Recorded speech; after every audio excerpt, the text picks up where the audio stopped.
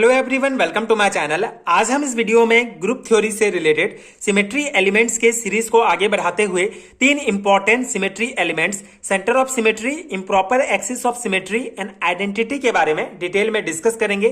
साथ ही साथ symmetry operations के बारे में basic definition and important point समझेंगे। सो सिमेट्री एलिमेंट्स क्या है? दो important symmetry elements, axis of symmetry and plane of symmetry, मैंने पिछले वीडियो में डिटेल में डिस्कस किया है। अगर आपने वीडियो नहीं देखा है तो नीचे आपको डिस्क्रिप्शन बॉक्स में प्लेलिस्ट का लिंक मिल जाएगा, वहां से आप देख सकते हैं। आज हम इस वीडियो में बचे हुए तीन सिमेट्री एलिमेंट्स डिटेल में समझेंगे, ठीक है। So centre of symmetry start करते हैं। सेंटर ऑफ सिमेट्री क्या होता है? इसे इन्वर्जन सेंटर भी कहा जाता है, इसे आई से डिनोट किया जाता है। सो इसका बेसिक डेफिनेशन क्या है? A molecule has centre of symmetry when for any atom in the molecule an identical atom exist diametrically opposite this centre on equal distance from it, there may or may not be an atoms at the centre, ठीक है। तो ये जो है basic definition है, basic intro point है। Centre of symmetry basically क्या होता है? ऐसे मॉलिक्यूल में सेंटर ऑफ सिमेट्री प्रेजेंट होता है जब उस मॉलिक्यूल में पाए जाने वाले कोई एक एटम का दूसरा सेम जो है आइडेंटिकल एटम उस मॉलिक्यूल में प्रेजेंट हो, तो उसमें जो है उस मॉलिक्यूल में सेंटर ऑफ सिमेट्री प्रेजेंट होता है, ठीक है। अब हम ये पॉइंट ये कहता है कि इसमें जो एटम्स है, ठीक है, जो भी मॉलिक्यूल है उसके बीच में सेंटर में एटम प्रेजेंट भी हो सकता है, नहीं भी हो सकता है। अब हम इसको जो है एग्जांपल के द्वारा समझेंगे, जिससे आपको और अच्छे से समझ में आ जाएगा ये पॉइंट क्या बोल रहा है। So xenon tetrafluoride XeF4 where the inversion centre is at the xenon atom and benzene C6H6 where the inversion centre is at the centre of the ring, ठीक है। तो ये जो है एग्जांपल है, ये एग्जांपल में लिख सकते हैं। अब हम इसको समझते हैं, इसका कॉन्सेप्ट क्या है, सेंटर ऑफ सिमेट्री कैसे पता करते हैं। तो यहाँ पे हम भी एग्जांपल लेंगे, जिनोन टेट्राफ्लोराइड का ही एग्जांपल लेंगे, जिसका स्ट्रक्चर कुछ इस प्रकार होगा, ठीक है। इसमें चारों कोने में जो है ये F प्रेजेंट होंगे, ठीक है, और ये बीच में सेंटर में जो है ये जिनोन एटम प्रेजेंट होगा। तो इसमें ये आपको मॉलिक्यूल दे दिया गया। अब आपको पूछा जाएगा कि इसमें सेंटर ऑफ सिमेट्री प्रेजेंट है या नहीं है। तो कैसे पता करेंगे? बहुत सिंपल सा है। सेंटर ऑफ सिमेट्री पता करने के लिए बीच का जो एटम होगा उसमें जो है एक पॉइंट लेंगे और उसके जो है इस साइड जाएंगे, इस साइड जो है हमको F मिला, और सेम जो है अपोजिट साइड जाएंगे, सेम दूरी में अगर F प्रेजेंट है, ठीक है। किसी एक मॉलिक्यूल में बीच से अगर हम इधर भी जाते हैं, इधर भी जाते हैं, सेम में अगर सेम डिस्टेंस में अगर सेम एटम्स प्रेजेंट हैं, ठीक है, तो उस मॉलिक्यूल में जो है सेंटर ऑफ सिमेट्री प्रेजेंट है, ठीक है, सेंटर ऑफ सिमेट्री प्रेजेंट है। सेम इसके लिए भी होगा, इधर भी जाएंगे तो इधर F मिलेगा, इधर भी मिलेगा F सेंटर से, ठीक है। सेम डिस्टेंस में जो है प्रेजेंट है, मतलब इस मॉलिक्यूल में सेंटर ऑफ सिमेट्री प्रेजेंट है, ठीक है। ये इस प्रकार से जो है आप इसको जो है पता कर सकते हैं, सेंटर ऑफ सिमेट्री। अब एक पॉइंट और क्या बोल रहा है सेंटर ऑफ सिमेट्री के में कि एक और एग्जांपल है हमारा बेंजीन, ठीक है। बेंजीन में सेंटर ऑफ सिमेट्री प्रेजेंट है या नहीं है? देखिए, बेंजीन के बीचों बीच से एक पॉइंट हम यहां पे लेंगे। अब यहां से जो है हम इस साइड अगर जाते हैं तो यहाँ पे हमको C मिले, कार्बन मिलेगा, इस साइड जाएंगे तो कार्बन मिलेगा, जो मतलब दो एटम सेम दूरी पर यहाँ पे भी मिलेंगे, मतलब बेंजीन में भी सेंटर ऑफ सिमेट्री प्रेजेंट है, ठीक है। सेम इसके इधर भी जाएंगे, ऐसे मिलेगा, ऐसे भी मिलेगा। तो वही है कि अगर हम किसी मॉलिक्यूल के एक पॉइंट से अगर सेम दूरी की ओर जाते हैं और हमको सेम एटम मिलते हैं तो उस मॉलिक्यूल में सेंटर ऑफ सिमेट्री प्रेजेंट है, ठीक है। इसी को सेंटर ऑफ सिमेट्री कहा जाता है, इन्वर्जन सेंटर कहा जाता है, इसको आई से प्रेजेंट किया जाता है, ठीक है। यह है इसका अपोजिट। आप एक और एग्जांपल भी समझ सकते हैं, जैसे कि हम H2O लेंगे, ठीक है। H2O तो इसका स्ट्रक्चर कुछ इस प्रकार से होता है, ठीक है, ये H ये O। तो इसमें सेंटर ऑफ सिमेट्री प्रेजेंट है या नहीं है? नहीं है, क्योंकि ये ऑक्सीजन जो है इसका सेंटर एटम है। इधर से हम इधर जाएंगे तो H मिलेगा, लेकिन इसके इधर जाएंगे अपोजिट साइड में तो यहाँ पे हमको H जो है नहीं मिलेगा, जिसके कारण H2O में जो है सेंटर ऑफ सिमेट्री प्रेजेंट नहीं है, ठीक है। तो इस प्रकार से आप सेंटर ऑफ सिमेट्री देख सकते हैं। सिंपल सा है, कोई भी मॉलिक्यूल दिया गया है आपको, उसका सेंटर ऑफ सिमेट्री देखना है तो उसका स्ट्रक्चर बनाइए और मेन जो सेंटर एटम है उससे जो है अपोजिट साइड्स में सेम दूरी पर जाइए। अगर आपको मिलता है अब सेम एटम्स मिलते हैं सेम दूरी पर, मतलब उस मॉलिक्यूल में सेंटर ऑफ सिमेट्री प्रेजेंट है, ठीक है। ये है सेंटर ऑफ सिमेट्री। और इससे रिलेटेड ये पॉइंट, देयर मे और may not be at an atom at the centre, ठीक है। सेंटर में एटम हो भी सकता है, या बेंजीन रिंग में हमने देखा कि सेंटर में जो है एटम नहीं भी हो सकता है, ठीक है, वही पॉइंट बताया है। तो इतना कॉन्सेप्ट ही आपको ध्यान रखना है सेमेस्टर एग्जाम के पर्सपेक्टिव से सेंटर ऑफ सिमेट्री के लिए, ठीक है। आई होप आपको समझ में आ गया होगा। अब हम सेकंड सिमेट्री एलिमेंट्स डिस्कस करते हैं, improper axis of symmetry. So improper axis of symmetry क्या होता है? इसका बेसिक डेफिनेशन देख लेते हैं क्या है इम्प्रॉपर एक्सिस ऑफ सिमेट्री। ठीक है, सो इसे एस एन से डिनोट किया जाता है। ठीक है, एक्सिस ऑफ सिमेट्री को हम सी एन से डिनोट करते थे, इम्प्रॉपर एक्सिस ऑफ सिमेट्री को एस एन से डिनोट किया जाता है। इसे रोटेशन रिफ्लेक्शन एक्सिस भी कहा जाता है। सो इम्प्रॉपर एक्सिस ऑफ सिमेट्री क्या है? An axis around which a rotation bye 360 degree upon and followed by a reflection in a plane perpendicular to it leaves the molecule unchanged. It is abbreviated SN1 with n necessarily even and ठीक है, तो ये इसका basic definition है and इसके examples हैं। Examples are present in tetrahedral silicon tetrafluoride with 3s4 axis and the staggered conformations of ethane with 1s6 axis. ठीक है, तो इम्प्रॉपर एक्सिस ऑफ सिमेट्री आपको पूछा जाता है what is improper axis of symmetry, तो आपको सिंपल सा ये डेफिनेशन देना है और ये एग्जांपल्स लिखना है। ठीक है, इम्प्रॉपर एक्सिस ऑफ सिमेट्री से रिलेटेड इतना ही इंपॉर्टेंट पॉइंट है। अब हम इसके कॉन्सेप्ट को एग्जांपल से देखते हैं।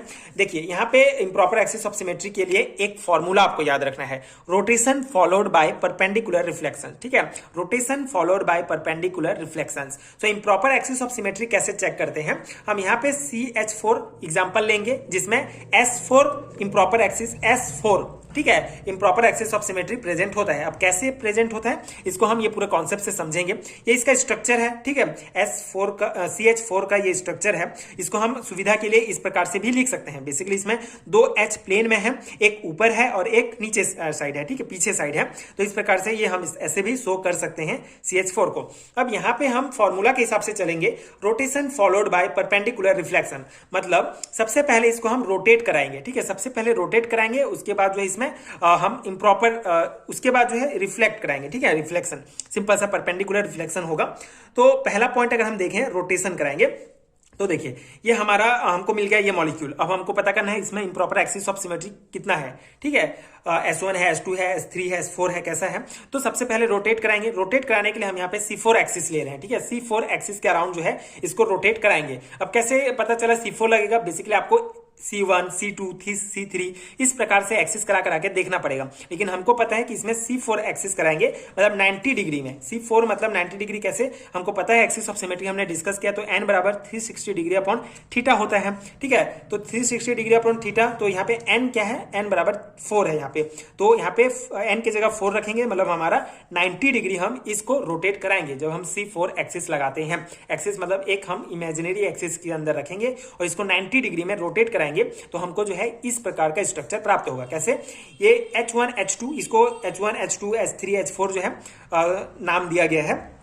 ठीक है, तो बेसिकली जब हम इसमें 90 डिग्री का एक्सिस कराते हैं तो क्या होगा, ये पीछे साइड है, ये ऊपर साइड है, ये पीछे साइड है, ये आपको पता है। 90 डिग्री कराएंगे तो दोनों प्लेन में आ जाएंगे। ठीक है, दोनों प्लेन में आ जाएंगे और ये दोनों प्लेन में है तो जो इसको 90 डिग्री करेंगे तो ऊपर और पीछे हो जाएंगे, तो इस प्रकार के स्ट्रक्चर मिलेगा। अब हम इसमें जो है एक ऐसे करके रिफ्लेक्शन के लिए एक एक्सिस डालेंगे जिससे जो है एक मिरर इमेज प्राप्त होगा, जिससे हमको ये स्ट्रक्चर प्राप्त होगा। बेसिकली इसका मिरर H1 H2 का मिरर H1 H2 नीचे आ जाएगा और ये ऊपर कॉन्सेप्ट आ जाएगा।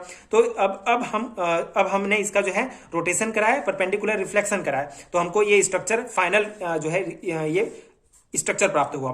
तो इन दोनों स्ट्रक्चर को अगर हम देखें तो देखिए ये H1 H2 S3 ये जो नंबरिंग दिया गया है इसको छोड़िए, आप यहाँ पे ये देख सकते हैं, ये H की जगह यहाँ पे भी H है, ये H की जगह यहाँ पे भी H है, ये H एटम की जगह ये भी H है और इसकी जगह H, मतलब कि सेम है। दोनों जो स्ट्रक्चर है इक्विवेलेंट है। ठीक है, दोनों इक्विवेलेंट आइडेंटिकल क्या होता है पिछले वीडियो में मैंने डिस्कस किया है। तो इन दोनों स्ट्रक्चर को अगर हम देखें तो दोनों स्ट्रक्चर एक दूसरे के इक्विवेलेंट है, मतलब कि इसमें क्या है S4 improper axis of present है। कैसे पता चला? यहाँ पे हम C4 एक्सिस के अराउंड इसको रोटेट कराए, मतलब यहाँ पे ये अगर ये C3 होता तो ये S3 होता, C5 होता तो S5 होता, तो इसके अकॉर्डिंग ही आप ये बोल सकते हैं कि हमारा इस एग्जाम्पल में CH4 में S4 improper axis of symmetry present है। ठीक है, तो इस प्रकार से आपको देखना है हर एक आइटम का। मेनली जो है आप ये एग्जांपल याद रख लीजिए और ये कुछ इंपॉर्टेंट इसका डेफिनेशन। ठीक है, अगर आपको सेमेस्टर एग्जाम में पूछा जाता है what is improper axis of symmetry, तो आप ये डेफिनेशन देखिए, ये एग्जांपल्स, ये डायग्राम जो है बना सकते हैं। ये एग्जांपल समझ में आ गया होगा आपको, इसको आप डायरेक्टली जो है अप्लाई कर सकते हैं। ठीक है, तो ये है improper axis of symmetry. I hope कि क्लियर हो गया होगा आपको पूरा कॉन्सेप्ट। ठीक है, अब हमारा जो 5th नंबर का जो सिमेट्री एलिमेंट्स है जो मेनली हर एलिमेंट में प्रेजेंट होता है उसे आइडेंटिटी कहा जाता है। ठीक है, इसे ई से जो है दर्शाया जाता है, ई से लिखा ई से जो है लिखेंगे। ठीक है, ई शो करेंगे इसको। तो this symmetry element simply consists of no change, every molecule has this element and it is analogous to multiplying by 1। ठीक है, सिंपल सा पॉइंट है। आइडेंटिटी जो है, आइडेंटिटी इसे ई से डिनोट किया जाता है एंड ये जो है हर एक इससे इस सिमेट्री एलिमेंट से किसी भी प्रकार के चेंज नहीं होते हैं, मॉलिक्यूल में चेंजेस नहीं होते हैं और हर एक मॉलिक्यूल में ये वाला सिमेट्री एलिमेंट्स होता ही है। ठीक है, तो यही इसका सिंपल सा डेफिनेशन है।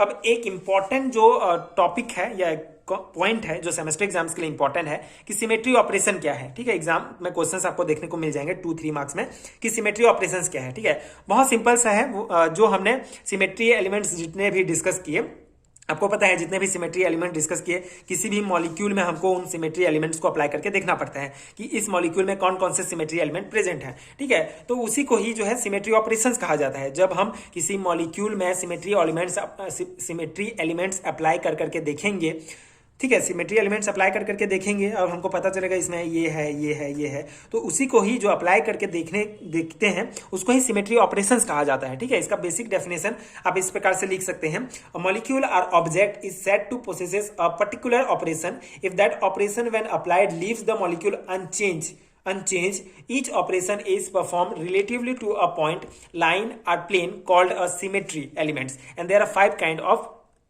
ऑपरेशंस। ठीक है, जो सिमेट्री एलिमेंट्स होते हैं जो हम अप्लाई करके देखते हैं किसी भी मॉलिक्यूल में, उसी को ही सिमेट्री ऑपरेशन कहा जाता है और 5 प्रकार के ऑपरेशंस हम करते हैं किसी भी मॉलिक्यूल में। ठीक है, पहला आइडेंटिटी देखते हैं जो सब में होता ही है, ये आपको दर्शाना है। फिर n fold rotation, axis of symmetry देखते हैं। उसके बाद रिफ्लेक्शन, प्लेन ऑफ सिमेट्री। ठीक है, उसमें जो है प्लेन ऑफ सिमेट्री ऐसे काटते हैं। ठीक है, उसको। उसके बाद इन्वर्जन, ठीक है, इम्प्रॉपर एक्सिस ऑफ सिमेट्री देखते हैं, सॉरी इन्वर्जन मतलब सेंटर ऑफ सिमेट्री देखते हैं। उसके बाद improper axis of symmetry, improper n fold rotation, SN देखते हैं। तो इस प्रकार के 5 प्रकार के सिमेट्री ऑपरेशन किसी भी मॉलिक्यूल में हम लगाते हैं एंड पता करते हैं कि उस मॉलिक्यूल में कौन कौन से सिमेट्री एलिमेंट्स प्रेजेंट है। ठीक है, तो ये है सिमेट्री ऑपरेशन से रिलेटेड पॉइंट्स एंड ये बाकी बचे हुए 3 सिमेट्री एलिमेंट्स। ठीक है, आई होप आपको समझ में आ गया होगा बेसिक पॉइंट्स एंड ये नोट्स आपके एग्जाम प्रिपरेशन के लिए हेल्पफुल रहा होगा।